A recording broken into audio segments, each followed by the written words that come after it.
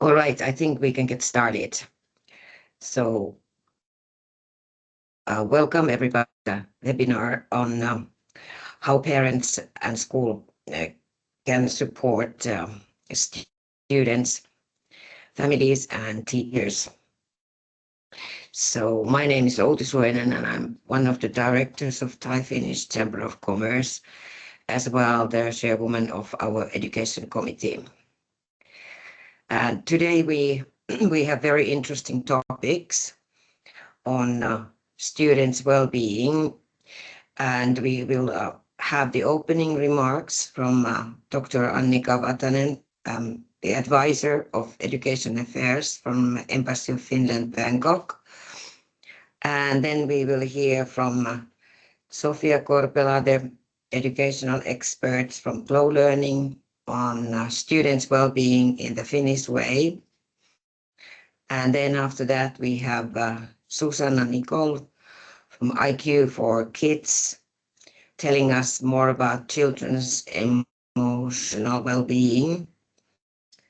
And then Pia and Jim Solatie from Sisufy can tell us how AI can help parents in students' well-being.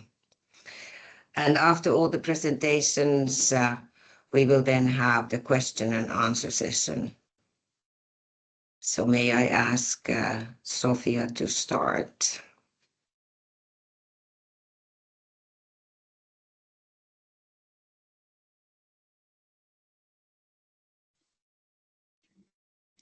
Yes, hello everyone. I will share my screen here. Just one sec.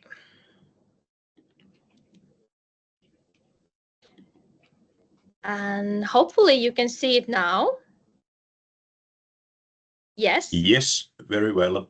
Yes, thank you so much. So, do you want to be a person with strong health and strong well-being? I assume that all of us, despite the age or despite the gender or despite the profession, despite the background, we all answered yes. I want to be a healthy person who is well. So, my name is Sofia. I'm from Finland, but living now in Thailand with my husband and my 3 sons. I have a master's degree in health sciences, and I'm also a special education teacher. Here in Thailand, I am doing teacher training, like teachers' workshops, and also teaching Finnish language. Today, I am sharing about health and well-being, and what is the link between learning and health and well-being, and how can we support our students, our children, to be healthy and be the persons who are balanced and feeling well. So the core idea of the concept of learning in health and well-being is that well-being is learned throughout life in the same way as reading and counting, actually. We can teach our children how to be a person who is well. I think that's amazing. Well-being is understood as a systematic phenomenon, which means that well-being is built on the influence of many different things. Well-being is affected by the individual's genes, of course, as well as the physical and social environment.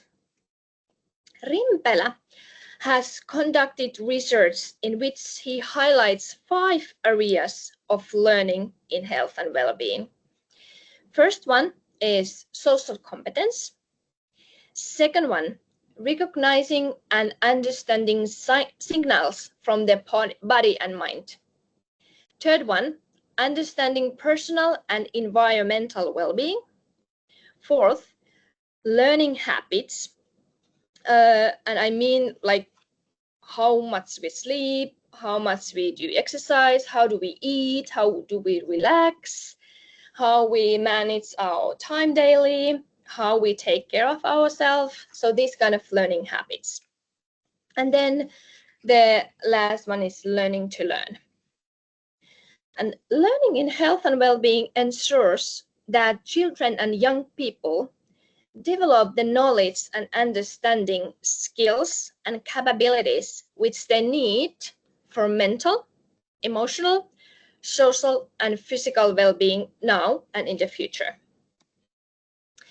And I think maybe in the past in Finland, we may have had the idea that school healthcare, like a school nurse or school psychologist, take care of the well-being of an individual student.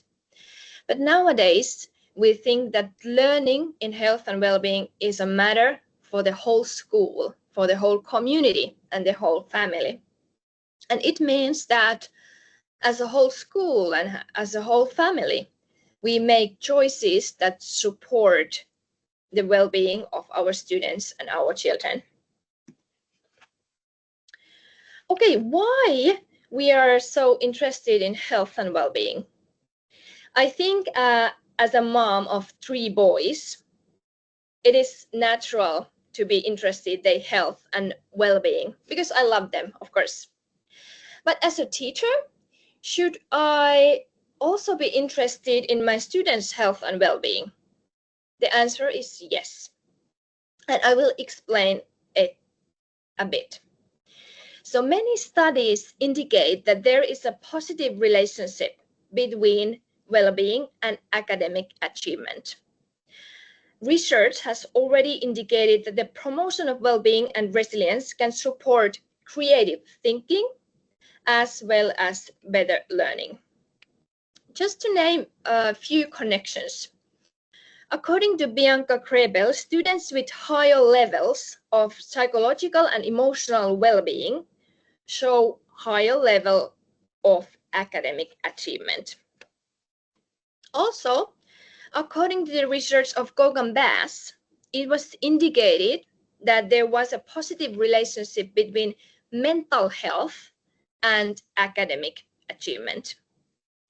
So young people with strong mental health are likely to have better academic achievement compared to others displaying weak mental health.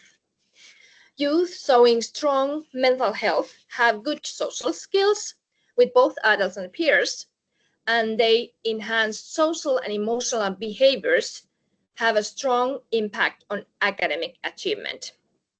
So therefore, mental health problems in young people may have an important influence on academic achievement, which in turn have lifelong consequences for employment, income, and other outcomes in the life, in the future. Yeah. Also, sleep has a clear link to learning. Besides supporting cognitive functions needed to encode, storage, and retrieve materials while awake, sleep is a state during which some of the memory traces are reactivated and combined. It's really, really important.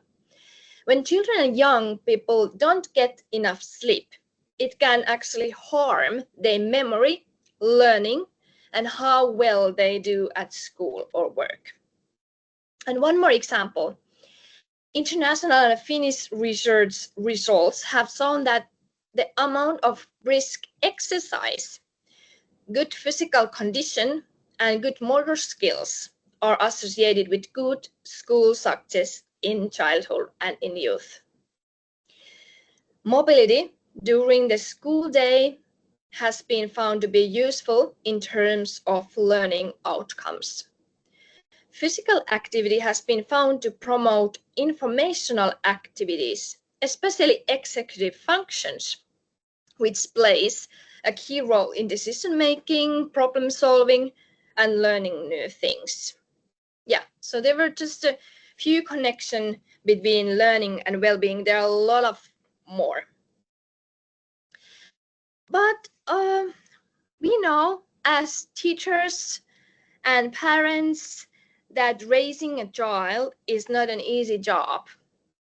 We want to give our best so that children can succeed in life, right?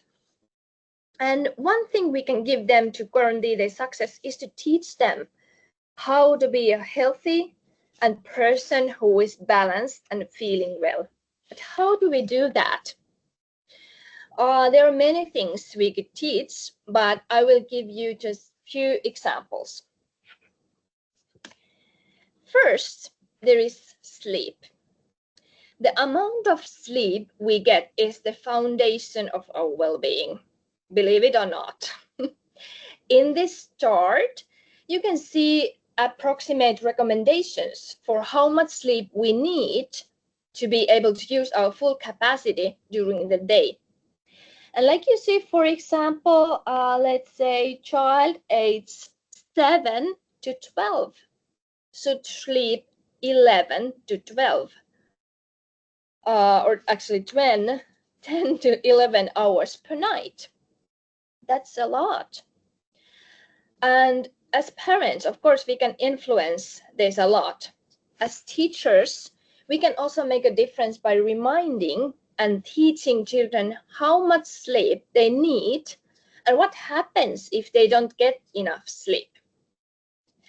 Also, when we are speaking about sleeping and amount of the sleep, it would also be good to stick to the rhythm. Every day you will go to sleep at the same time. Okay, then we have nutrition. In other words, what we eat during the day. And in this picture here, you can see the plate model with an example of healthy food portions. You can see that half of the plate is actually green, yes, with vegetables. And then 1/4 is meat, for example, fish or chicken, and which provides protein. And then last 1/4 is pasta, rice, or potatoes, which give carbohydrates. And to drink, you could have milk or water. And for dessert, you can see there are some berries. So it's really important to teach children the elements of healthy eating. And also a regular eating rhythm is part of this. This means that it's good to eat about 5 to 6 times per day so that blood sugar stays balanced. And between these meals, it's not good to snack some candies or something like that. Okay, then we have exercise. Exercise increases well-being. And I know as a teacher that in the classroom, children often end up sitting for many hours. And for this reason, it's really important that we as teachers add some small activities during the lessons. This could be, for example, a short stretching session together, or let's say quick brain break with exercise video, for example. And after such a break, it's much easier for students to focus on learning again. At home, parents should also make sure that children get enough physical activity. It's important that after school they have chance to use their energy after the school day, yeah. And I think sometimes or often the screen time takes up children's time unless we don't set limits. That's why it's important to ensure that children get enough exercise also. Okay, then last example about mental health. It's a huge theme, but I will highlight few examples how we can support children with this area. So it's really important that children have time for friends and activities they enjoy. Time when they don't have to feel pressure or they don't need to feel any stress. They can just relax. And as teachers and parents, we can support the development of their self-image and self-esteem by giving them positive feedback and noticing their strengths.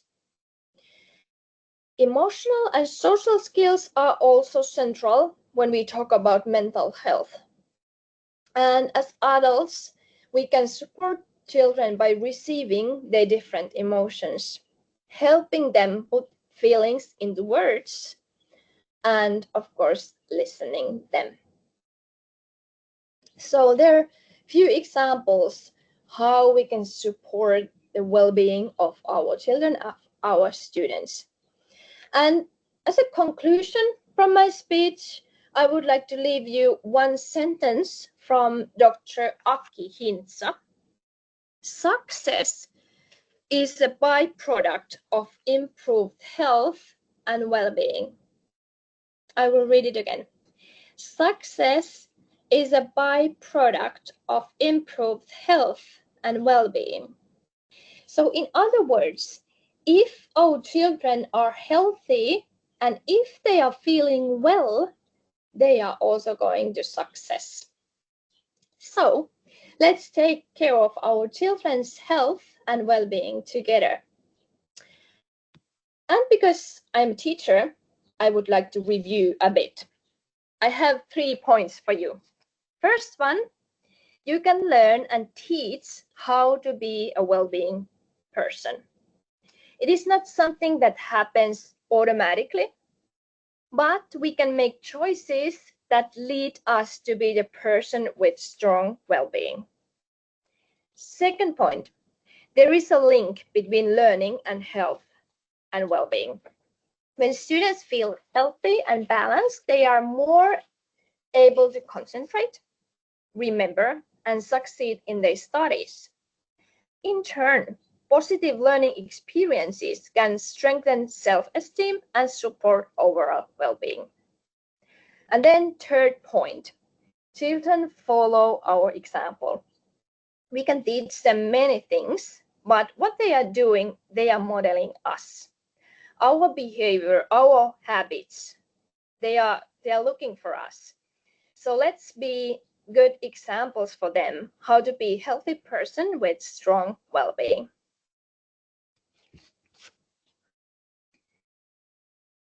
Yeah, hopefully you found this presentation useful for you, and I'm really happy to cooperate with you with this topic in your school, with your teachers, or some other topic from Finnish education. So please feel free to contact me. You can check our website, glowlearning.net, or then just email me, sofia@glowlearning.net. Thank you so much, and hopefully you enjoyed this.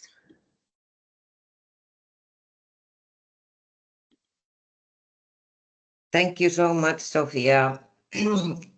And since in the beginning, we had some technical challenges, so now may I ask Dr. Annika to have her speech. Thank you.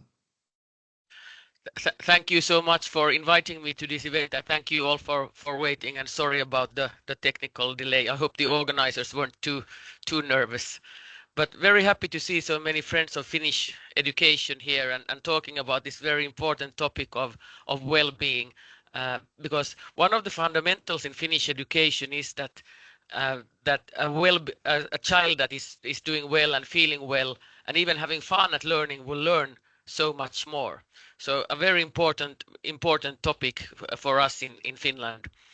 And another central aspect in Finnish education is that it's not only for the school to take care of the children to learn. It's really a question for the whole community. And here, of course, parents are also in a very important part. So the role of parents in this, how to educate the children and also to facilitate their well-being. And a third aspect, very important in Finnish education, is also that realizing that children learn in different ways. That also accepting diversity, and this means that to have well-being at school.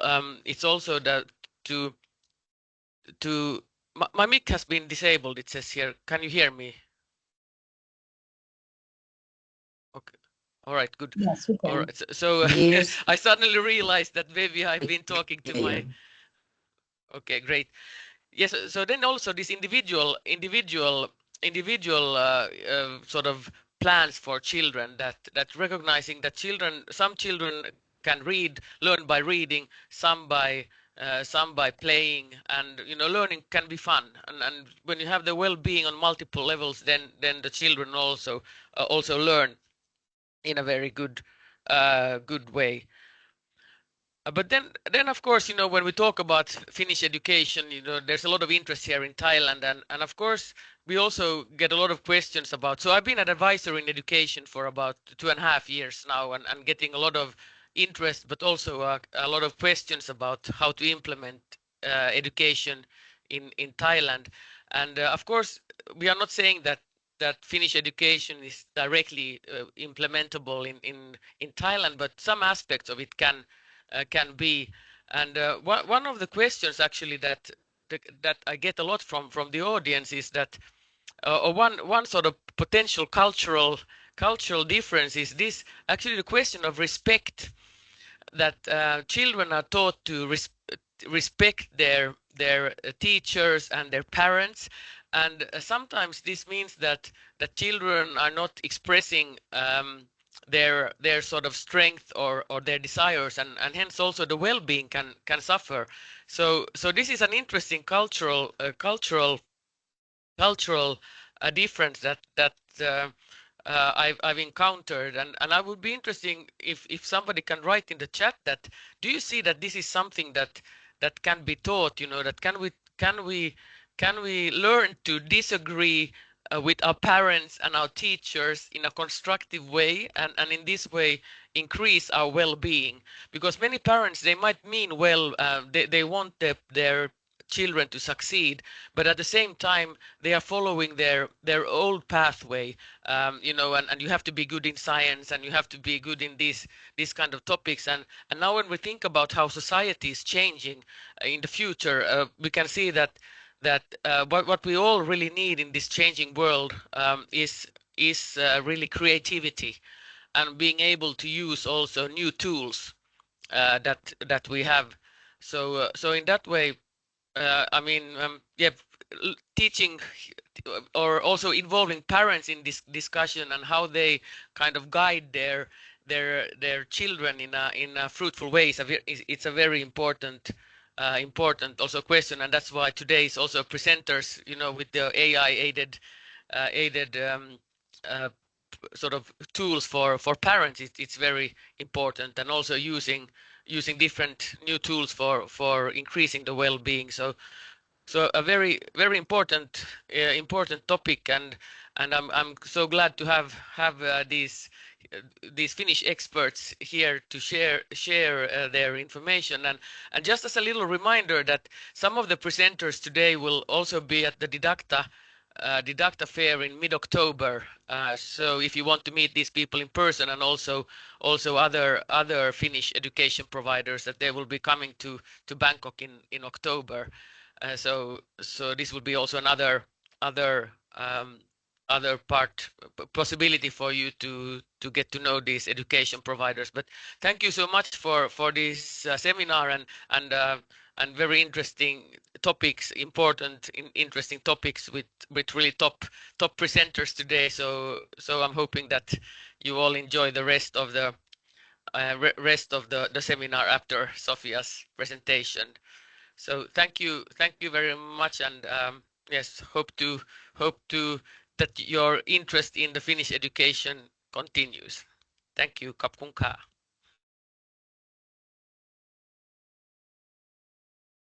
Thank you, Dr. Annika. And the next one is going to be Susanna, and she will tell us more about children's emotional well-being. So, Susanna, please. Hello, everyone. Hi. I am so thrilled to be here today and this opportunity to share with you, how parenting in the early years literally can wire your child's brain for lifelong resilience and well-being. So today we're going to address some of the common misconceptions around EQ, We're going to understand why it's so important to build these skills early on. And I'm going to give you my top 5 ways to start. So my name is Susanna Nicol. I'm the founder of EQ for Kids and Parent Connect community here in Bangkok. My background is in early childhood education and child developmental psychology, but I really specialize in the parent-child relationship. And over the past 6 years, I've helped many different families to learn to connect in deeper ways, to empower them with practical tools to develop these important skills so that they can truly thrive in their relationships and in their lives. So I want to start with a paradox. This is the irony of trying to preserve a child's well-being. If we're trying to keep our kids happy and entertained all the time, we might actually be making them less resilient for the long run. So imagine there's a little boy who gets so upset when his Lego tower falls down. His parents rush in and rebuild it for him every time. Their intention is love, but the unintended message that he gets is, you can't handle this. And over time, he'll become more frustrated and less resilient. So I'm going to ask you some questions to reflect a little bit. Since my background is in coaching, please get out your notes and just reflect with me. Can you think of a moment where maybe you've stepped in a little too quickly to fix something for your child? And what message might they have taken away? And when you think about your child's future success, what's the first thing that comes to your mind? Is it good grades and a good career, or maybe just being happy and confident? The research tells us something surprising. The latter comes before the former. Emotional intelligence, EQ or EI, is a better predictor of success and well-being than IQ skills. So what is it? EQ is really the ability to first understand and manage your own emotions in healthy ways, and also to be able to tune in and recognize the emotions of others. But my definition, or how I like to think of it, is staying truly connected with your truest and best self while being able to move through the full range of human emotional experiences. It's about expanding your capacity for life and all the human emotions that come along with it. Imagine yourself and your child learning to stay true to yourself in your words and your actions, despite what you're feeling. That's EQ in action. And the good news, if you're sitting here thinking, man, I wish someone would teach me this motivation, empathy, regulation, right? The good news is that these skills can be taught and learned at any age. It's never too late. So why does it really matter for our lives? It truly does set the foundation so that you can build your house on top of this, so that you can handle stress. And the research is very clear here that kids with higher EQ not only do better in school, but they're also able to handle stress better. They're less likely to struggle with anxiety or depression. It truly is a protective factor against developing mental health issues, which we know are on the rise. There's no quick fix, though. Emotional intelligence does develop over a lifetime of practice. It's like a muscle. Every time we flex it, it gets stronger. So where does it really begin? And what would change for your child if they could stay motivated to try again when they make a mistake instead of shutting down?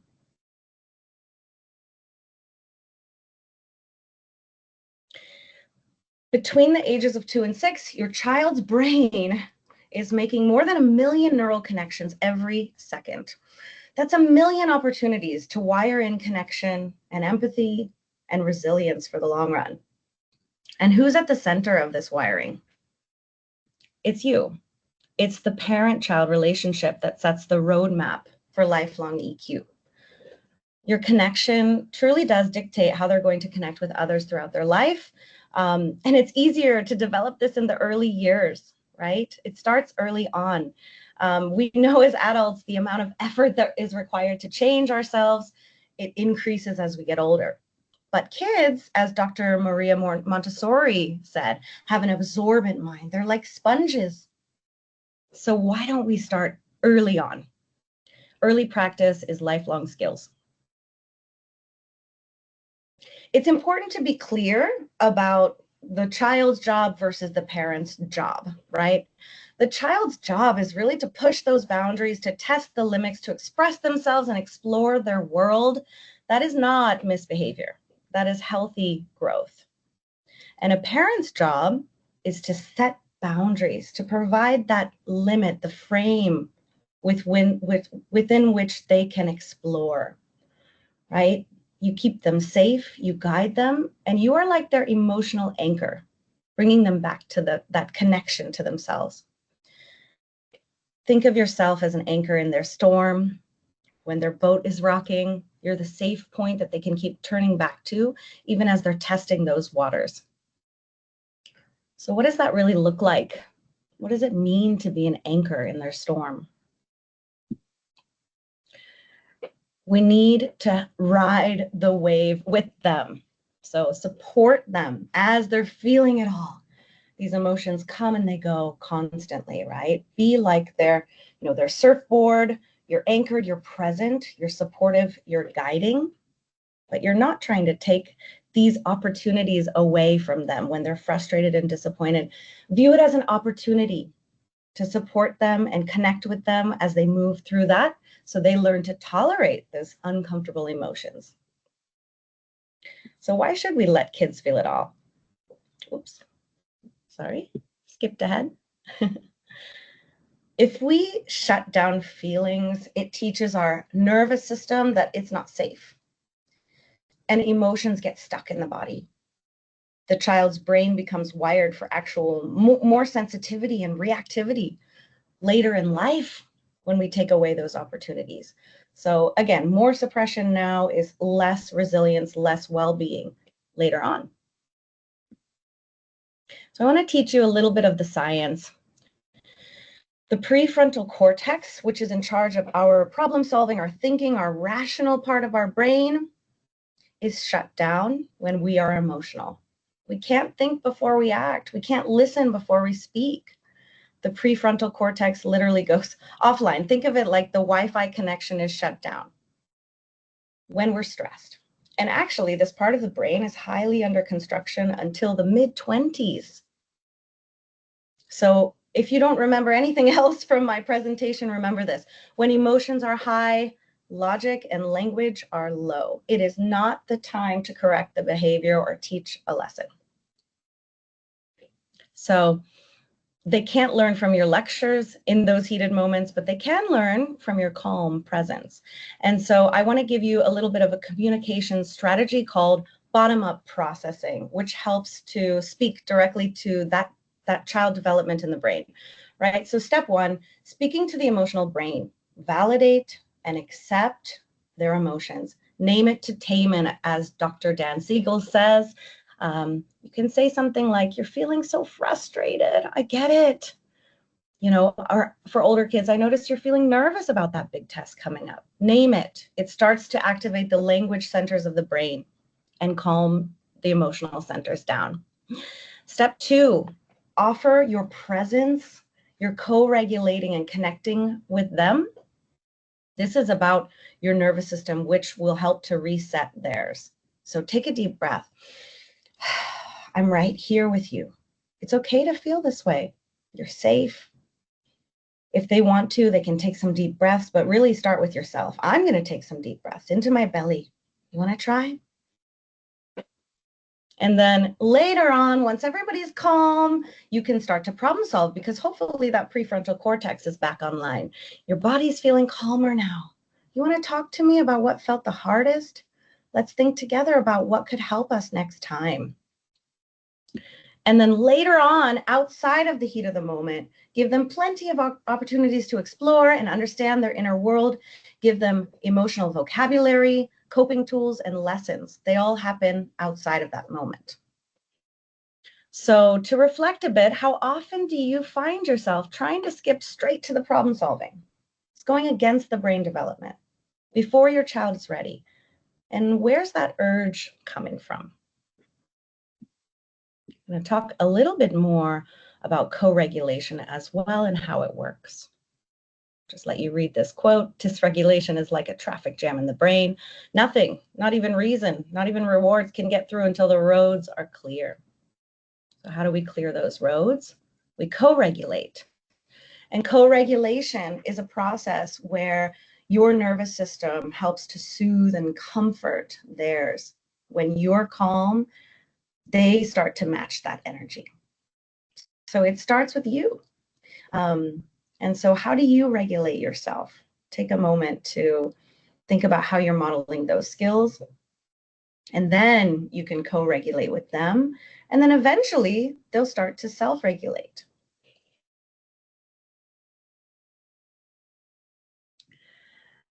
If you're dysregulated, you'll never be able to regulate a dysregulated child.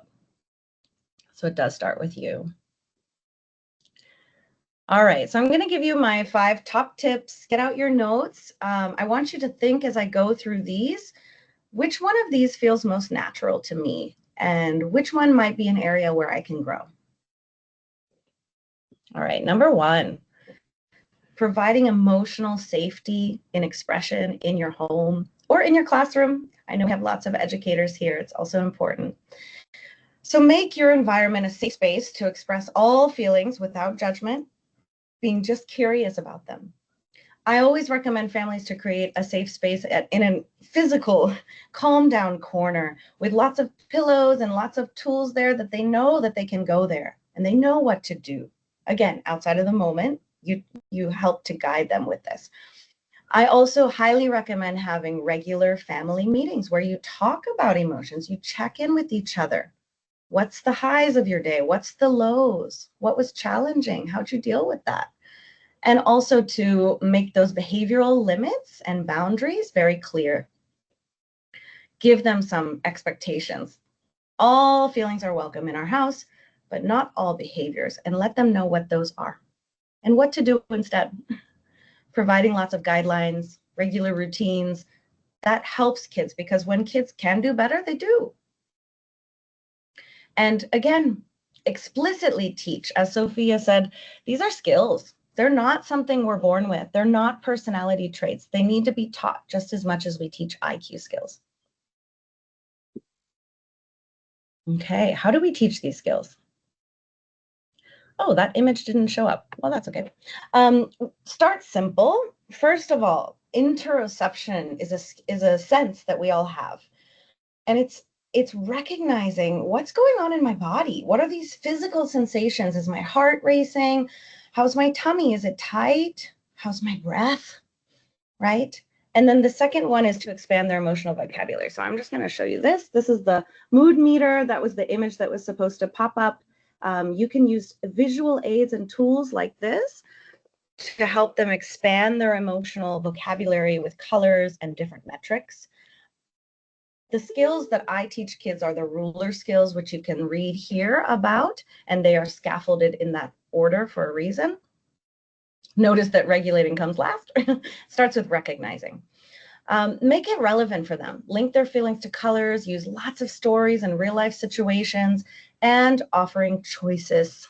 Really important to practice that independence and meeting their basic need for autonomy. Everybody needs to make choices for themselves over their life. So it can be something simple. What color cup would you like today? What would you like to wear, right? Choices that are appropriate, of course, for their development. And then encouraging healthy expression. Play is the language of kids. Art, movement, dance, these are all healthy outlets for emotions. So outside of the moment, you're giving them these tools that they can grab from their emotional toolbox next time they experience that feeling. I'm going quite fast, but I just want to point out that being playful and curious, it invites them into, it invites you into their world because that is their language. That's how they express, right? Kids are naturally creative. turn learning into fun games. Have them draw, have them play a board game to practice tolerating frustration, tolerating losing. Okay, I'm going to move on. And number 4 is to model the behavior that you want to see. Model how you deal with emotions, because you really are your child's first emotional intelligence coach. So naming your feelings in the moment, describing what sensations you feel, and showing how you cope. This is really the best predictor to whether or not they're going to be able to do that in the future. The way you respond to your own emotions is likely the way they're going to respond to theirs. You can say something like, I'm feeling overwhelmed. I'm going to take a deep breath. I'm going to go outside. I'm going to take a walk, right? What do you do? And I would also invite you to question, what are the values that you really want to instill in your child? Maybe write some of those down. A lot of parents come to me and they say, how do I teach my kid empathy? How do I teach them respect for others? You first need to give them the felt experience of what that feels like to be respected by you and to have empathy poured on them in their hardest moments. I love this quote. Children have never been good at listening to their elders, but they have never failed to imitate them. It's so true. And if you struggle with this as a parent or as an educator, I just want to remind you that it's not about being perfect. There is no such thing. It's about being present. If you've ever lost your cool, it's okay. It's about what you do after. It's about repairing that rupture, because kids are learning resilience by watching how you recover. What's the number 1 sign of a good parent? It's genuinely apologizing, because it builds trust in your connection. It shows what it means, what it looks like to be human who make mistakes, right? It makes them feel unconditionally loved. I love that concept of kintsugi. I think it's a Japanese concept where if a bowl or something is broken, they find it more beautiful because they repair it in gold. And I just think that's such a great analogy to what it looks like to repair after a rupture. This is a sign of a healthy relationship. All right. If you struggle a little bit with parenting, you're not alone. Parenting was never designed to be a solo journey. So I would invite you to lean on community. Support is strength. So find your village, right? We all need that community. You're welcome to join Parent Connect community. We have monthly meetups where we discuss topics like this. We do workshops and play dates. You can scan this if you'd like to learn more or follow us on social media. We'd love to have you. We're celebrating 1 year in October. And if you'd like to get in touch with EQ for Kids, I have free resources on our website. We do free consultations for families where we can design a customized coaching program to develop emotional intelligence in the early years when it matters most. And for schools, I also give parent workshops on the topics and teacher training. So feel free to scan that QR code or follow us on any of these platforms if you'd like to learn more. I hope that you've taken away something for yourself today. Teaching EQ early on, creating safe spaces, modeling the skills daily, and finding your support system. Because when we raise emotionally intelligent children, we're shaping a kinder and more resilient future. Thank you so much.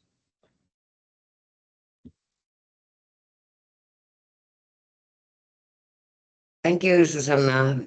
Very interesting. I hope that the participants got a lot of ideas of what to do with their kids.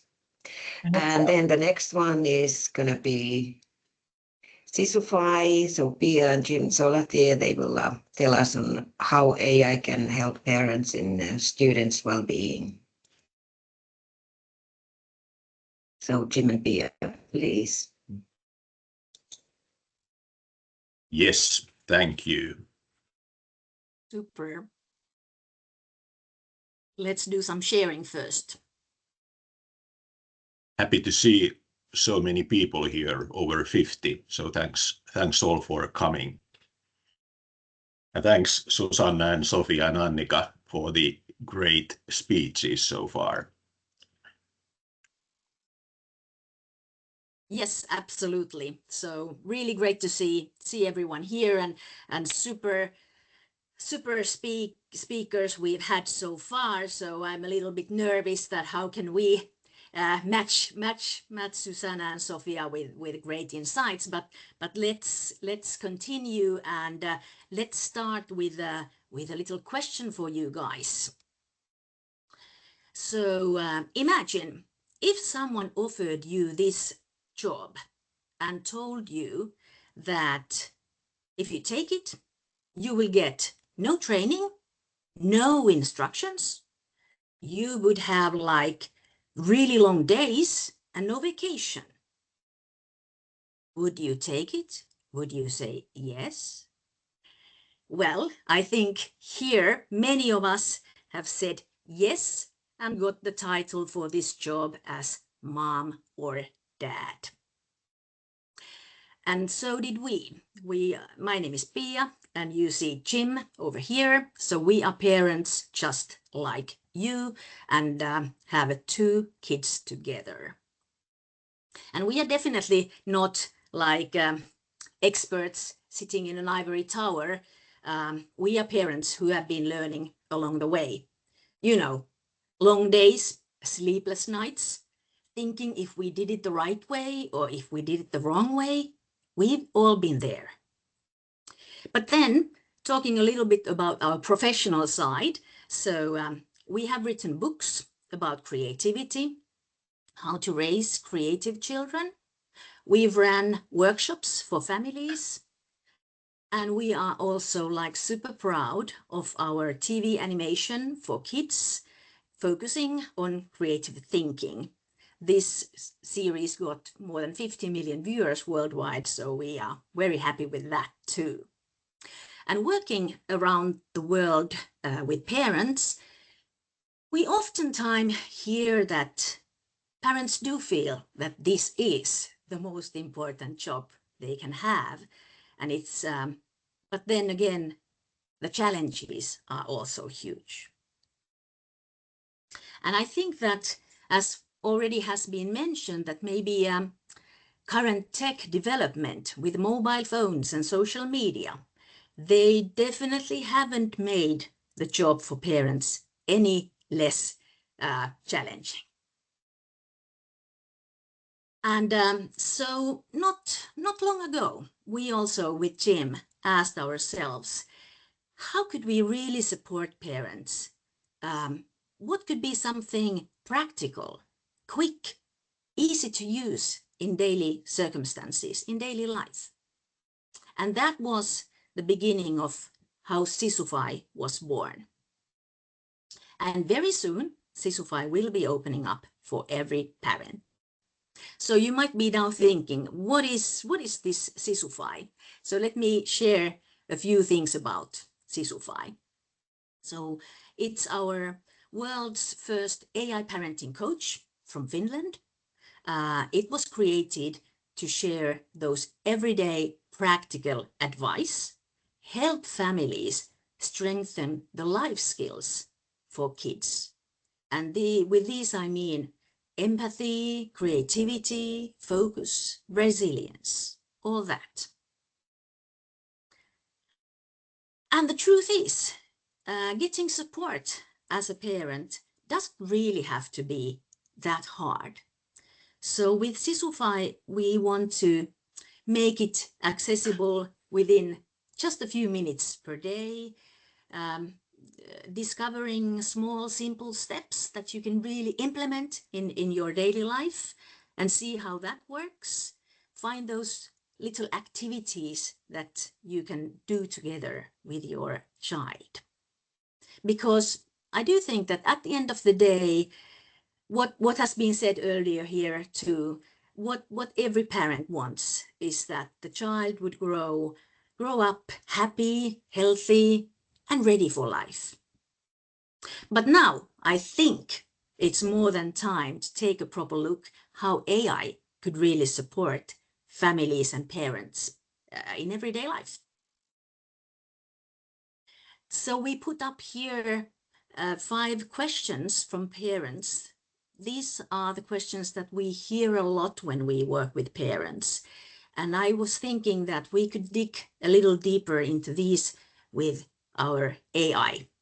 So let's start. And Jim, I would toss you the question. Screen time, that has been a big issue lately in Finland, and I bet that also in Thailand.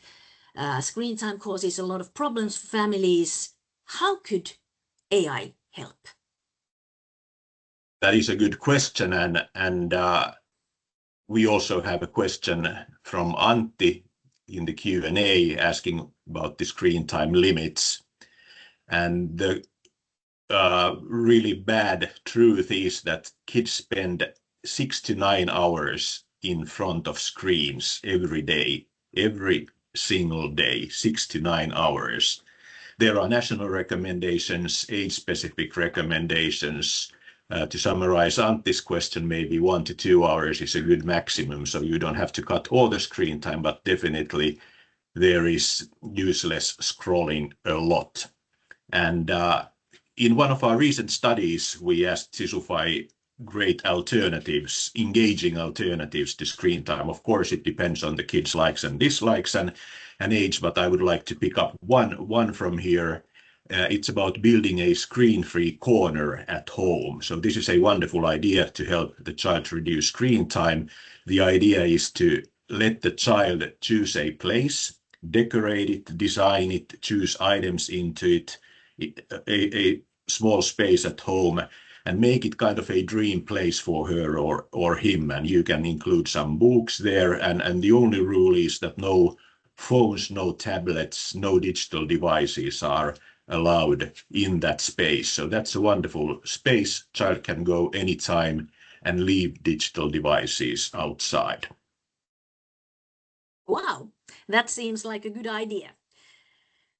Then we also hear that family life can be really, really busy.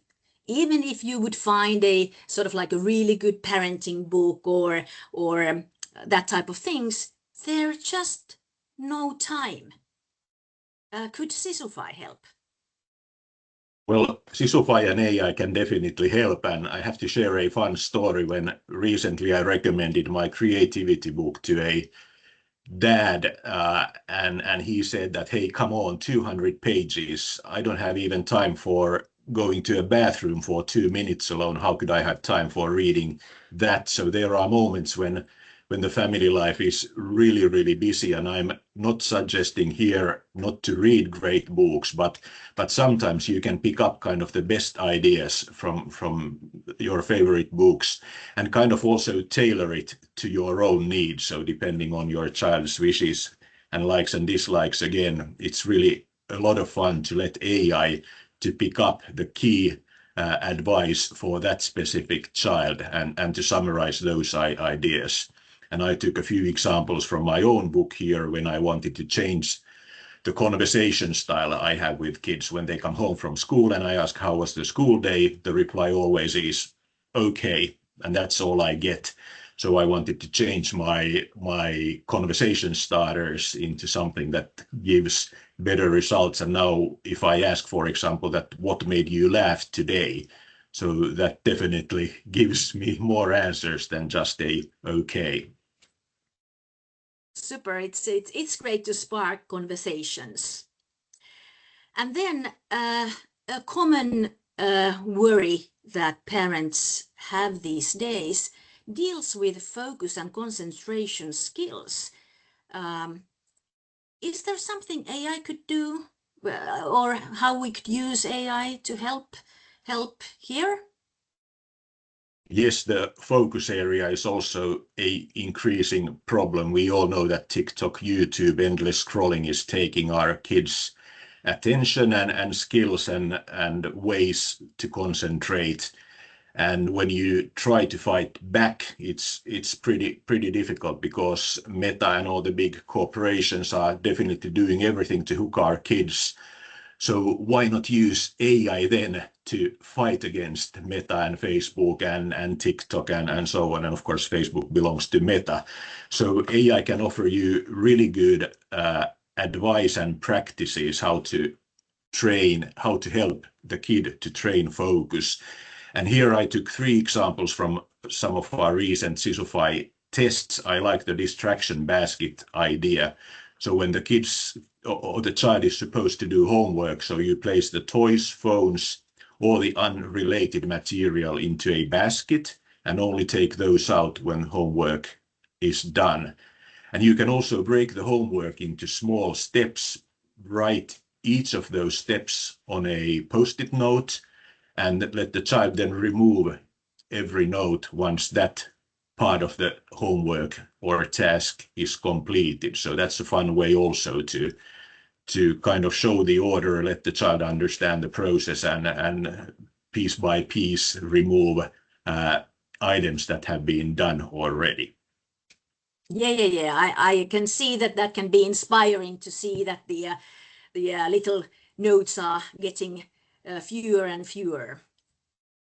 Okay, and then of course, as mentioned earlier, happiness is a great theme for parents who wouldn't want to see their children be happy and successful. But how to support children as we can't really see to the future? What would be beneficial in their future? Could AI help parents here? This is one of my favorite topics: creative thinking skills, problem solving skills, creativity in everyday life. And yeah, as you, Pia, said, we don't know what the future jobs are.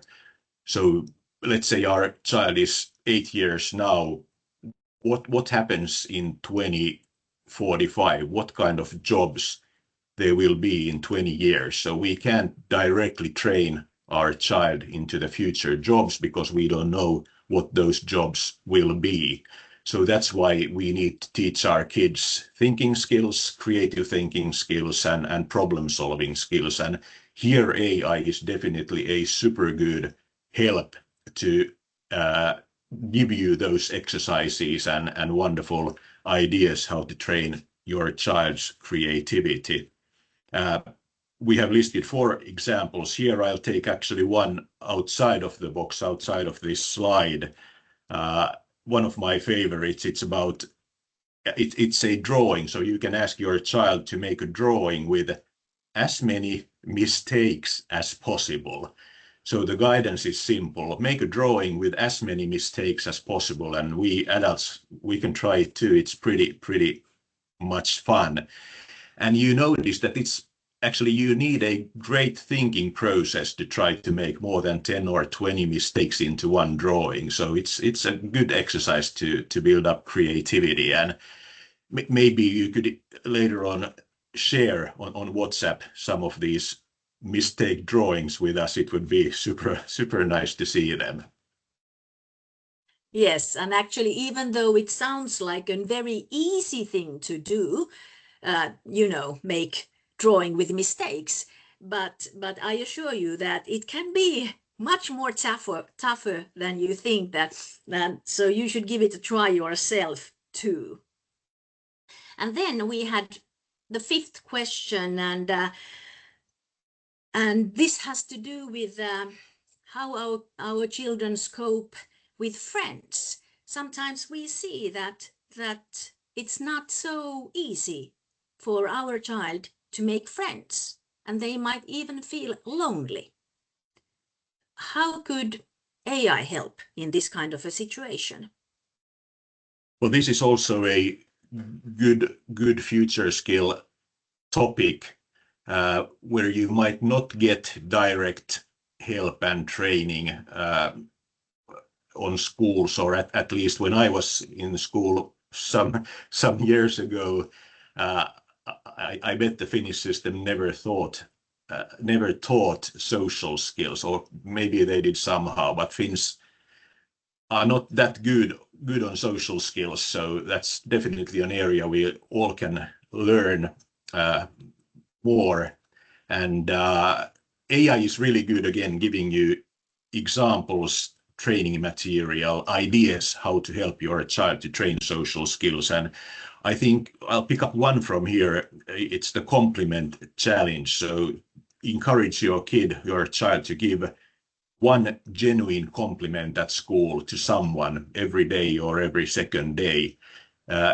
Giving compliments is great. They move mountains. When you hear compliments yourself, you can live with that compliment for the rest of your life. You may remember that for the next 50 years. You know exactly when you got it, from whom, how it affected you, how it made you feel emotionally, and you always remember it. So this is also an area, once you hear a good compliment, you will never forget that person, and also helps building friendships too. So maybe not rocket science, but AI is really good in helping and reminding us about things like this, and giving also longer term plans how to train social skills with your child, like a 7-day plan, 30-day plan, or so on.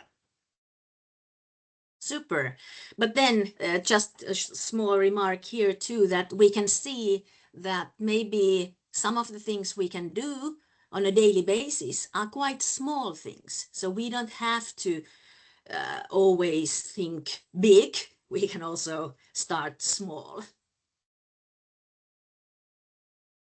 But then we are coming to the end, and maybe some of the things that we would like to remind you with is that support is important. It's important for kids, for children, but it's also important for us parents. You know, just like professionals, they need mentors, athletes, they need managers. So definitely, parents, we do need tools and encouragement. So after all, we as parents are doing that most important job in the world. So some tools and encouragement must be in order. So this is the moment that we have to say thank you for everybody for joining us today. It's been amazing webinar with you, amazing time with you today. And we'd love to invite you to join Sisufy. And it's really easy at the moment. So you can just scan the QR code and you'll be added to our WhatsApp. It's completely free, and it's super easy. And why would you do this? What could you expect? Well, we'll be sharing some practical tips and tools every week with short messages, something that you can try at home easily. Next week, for instance, there will be lots of tips about screen time. And then right after that, we'll share some strategies how children could build those focus skills we talked about. So we'd love to have you with us. So please scan the QR code and meet you then at WhatsApp too. Thank you so much. Thank you.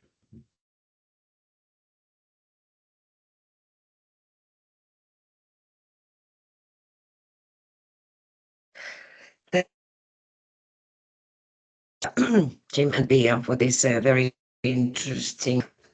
So now it's time for questions and answers. And we have actually got a few questions. So may I ask Jim and Pia explain that what strategies does Finland education use to deal with children from kindergarten upwards in today's world?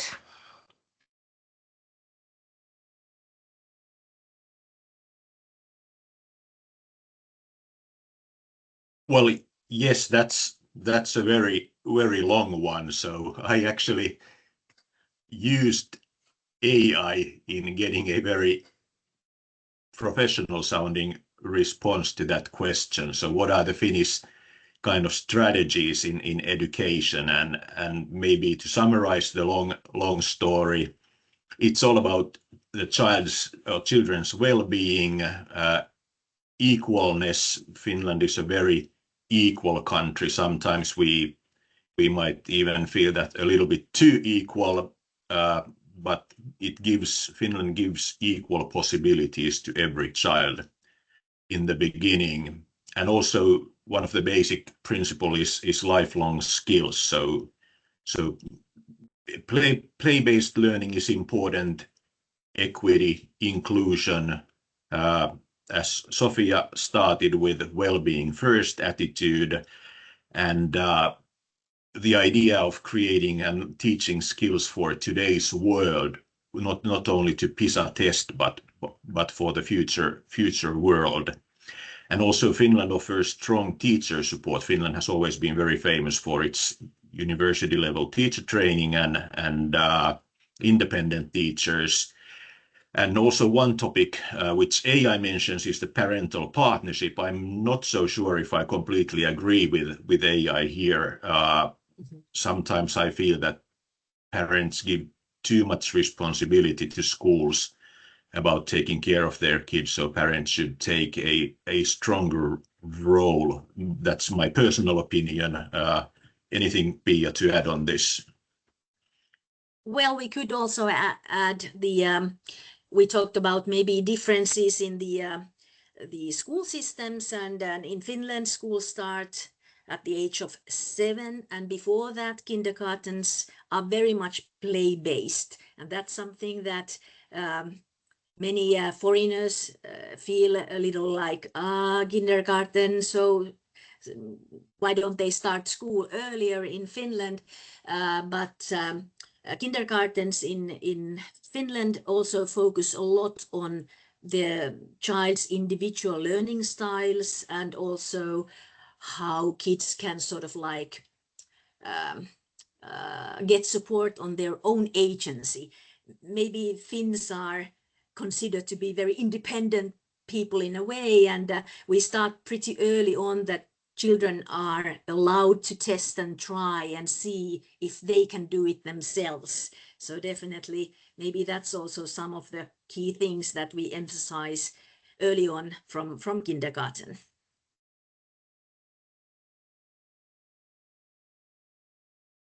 All right, thank you. Any comments from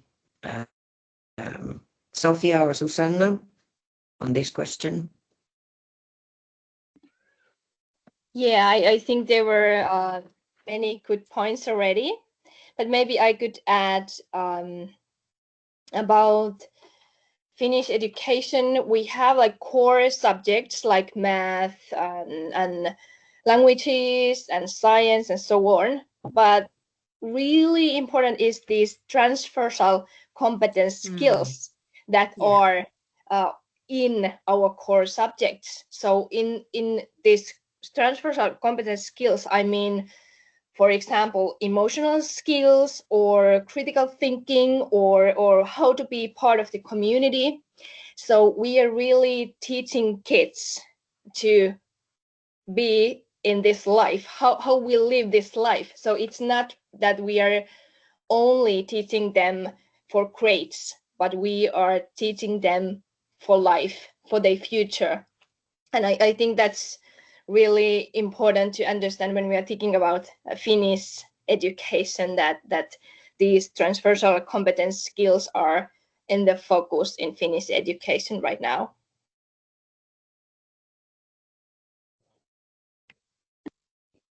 Yeah, that's very true. So we are actually learning for life.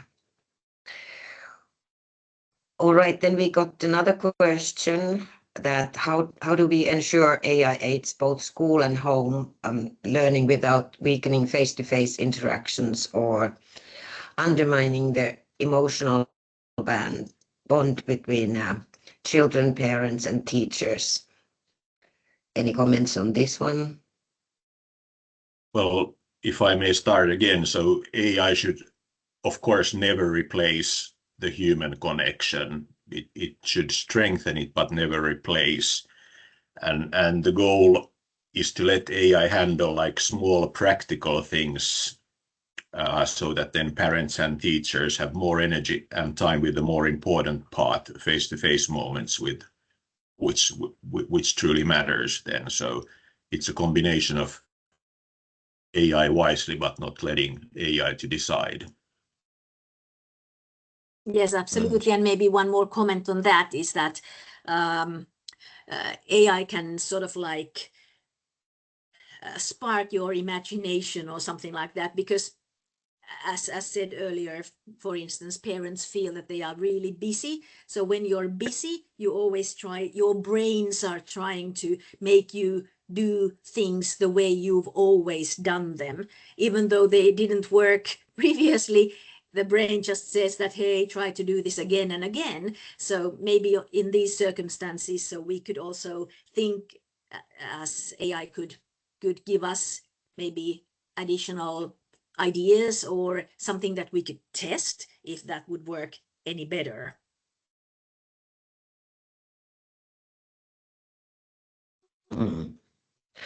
All right. Okay. Are there any questions in the chat box?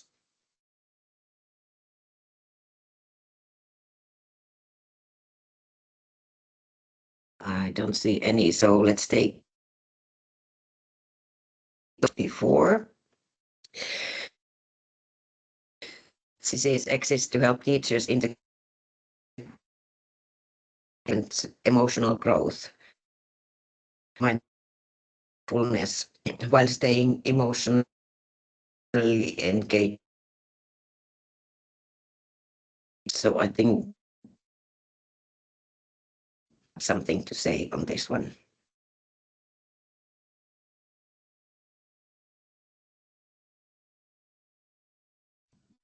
Outi, I couldn't hear that question. I'm not sure if it was my connection or yours. Could you say it once more?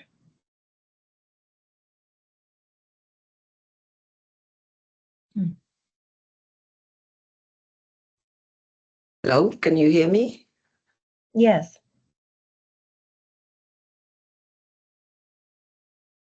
All right.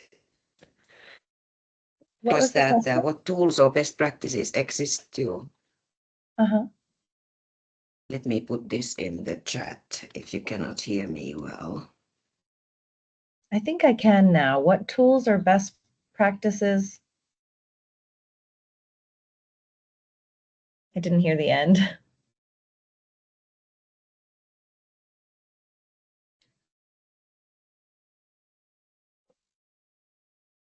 Question and answer.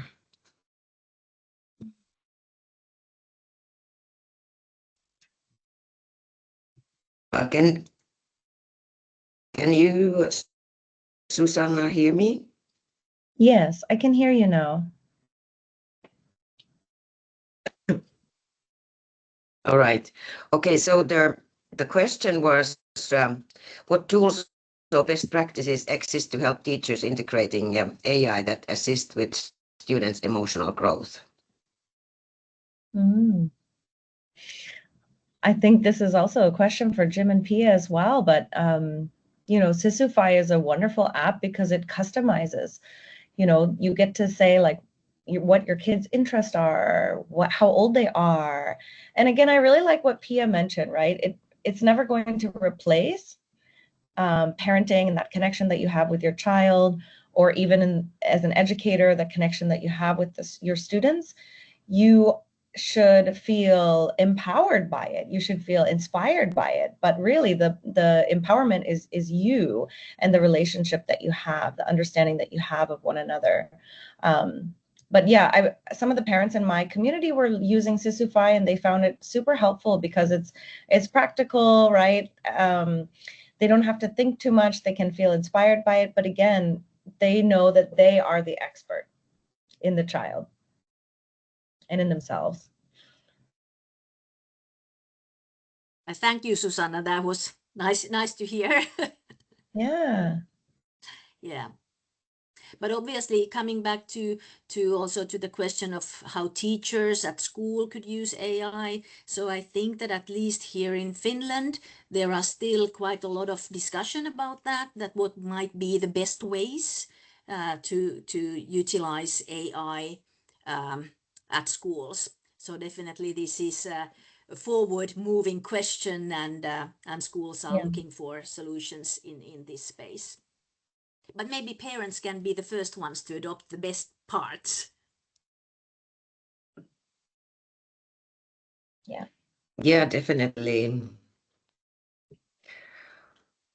All right, thank you. Then we have another questions that given the recent widely published incident in which AI was reported to have played a role in the suicide of a child with depression, what guidance or preventive measures would the speaker propose to safeguard their children in similar context?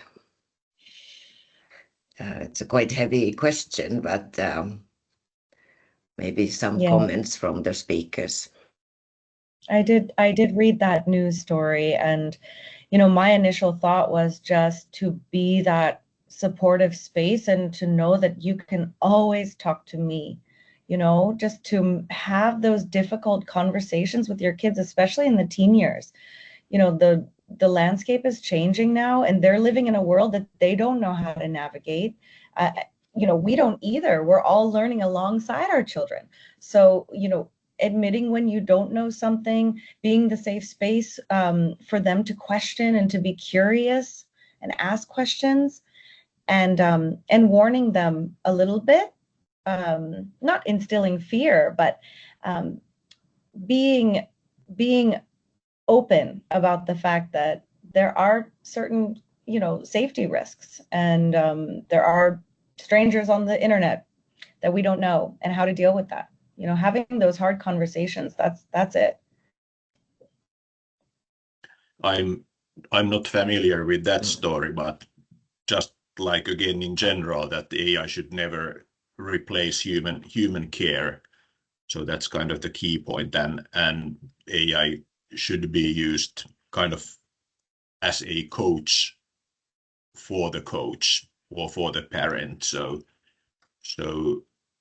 yeah, I'm not familiar what has happened, but could very well agree with Susanna, definitely. And actually, I would like to throw in one question both to Susanna and Sofia, since Boone has commented kind of the point we mentioned earlier, that parents are expecting too much from schools and parents should kind of increase their level of responsibilities. So it would be great to hear Susanna's and Sofia's thoughts on this one too. Are parents like too lazy, and should they take more responsibility? Well, I mean, the research does show that parents are the key to unlocking the social and emotional, you know, the relational skills. And so, you know, even though you weren't taught these skills, because no one really was, just a generation ago, we didn't understand the impact.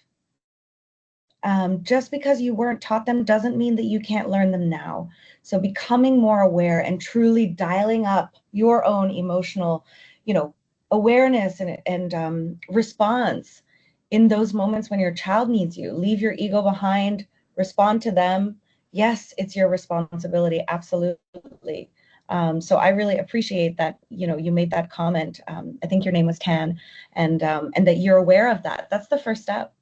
That's the first step, is to be aware and educate yourself. I was going to go back a little bit, is the education around how to use AI is so important because it does have inherent bias, right? And it's not correct all the time. And so educating your child on that inherent bias is super important, because in that case, the chatbot actually convinced this boy that the AI was the only one that he should listen to. Don't go to your parents. Don't let them know you're thinking about committing suicide. So that there is inherent danger in communicating with a chatbot who's not human. So yeah, I think educating your kids and then also educating yourself as well, how to respond to emotions in the home. If that's something you need help with, this is what I do. This is what I've dedicated my whole life to. Yeah. Good thinking. Yeah. Yeah, thank you so much. Are there any other questions from the participants?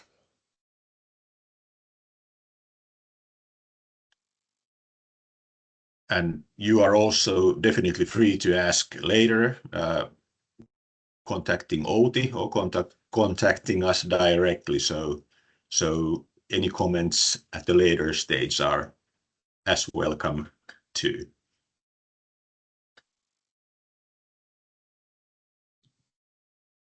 Yes, sure.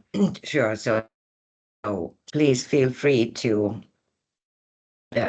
comment or send us questions or some ideas what you got from this webinar. So if no other questions, I think we can conclude the webinar, and thank you so much for all the speakers time as well, the participants listening the important topics on students' well-being, and then how we as a parents can help our children. So thank you so much. Thank you too. I learned a lot from all of you. Thank you so much. Thank you. Bye-bye. Likewise. Thank you very much. Bye-bye. Thank you. Bye. Thank you.